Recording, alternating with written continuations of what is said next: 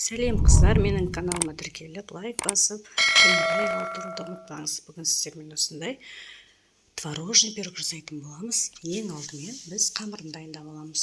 Ол үшін ұнымызға қантымызды, разрыхителімізді салып, бәрін бір араластырып аламыз.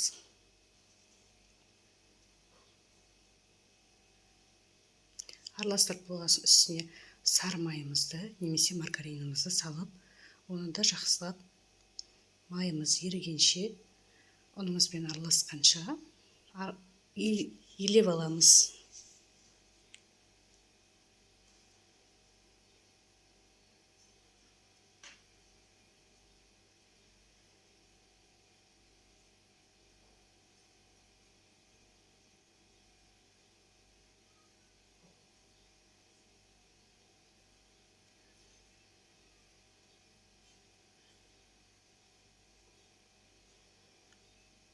Қамырымыздың үстіне бір жұмыртқамызды жарып саламыз.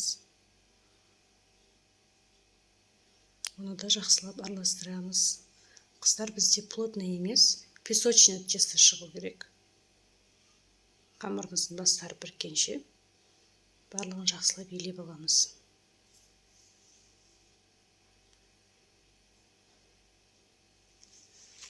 Біздің қамырымыз дайын болды, қыздар. Дайын болған қамырды пакетке салып, холодильникке 30 минутқа тандырып қоямыз. Қамырымыз холодильникте тұрғанша біз салмамызды дайындайтын боламыз. Ең алдымен таза ыдысымызға творогымызды саламыз.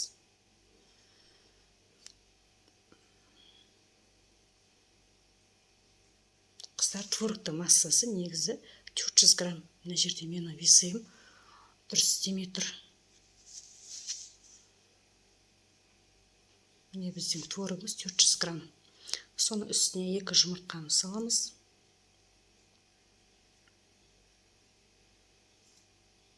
Қантымызды саламыз.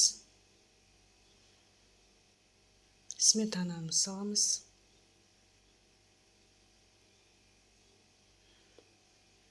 Және қантымызды саламыз. Кешіресіз қыздар, бір қасық бұл жерде манная крупа саламыз. Манная каша.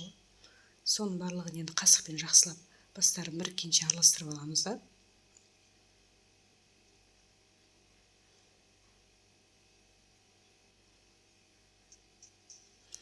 Содан кейін, аралас болғаннан кейін барлығын блендермен жақсылап тұрып езетін боламыз. Біздің тестомыз осындай біркелкі крем сияқты, крем тәріздес масса шығу керек. Біздің массамыз дайын болды. Енді холодильниктегі қамырымызды алып, формамызға келтіріп, жайып аламыз, дөңгелек етіп.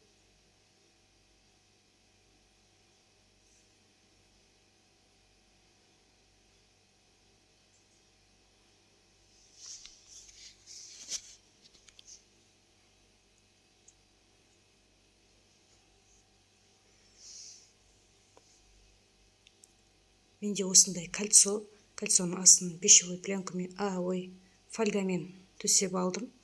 Қамырымызды біркелкі жан-жағына форма қылып бектеп орналастырамыз.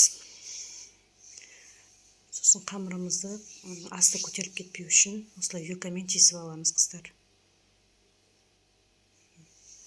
Тестоның үстіне банағы дайын болған массамызды құйып,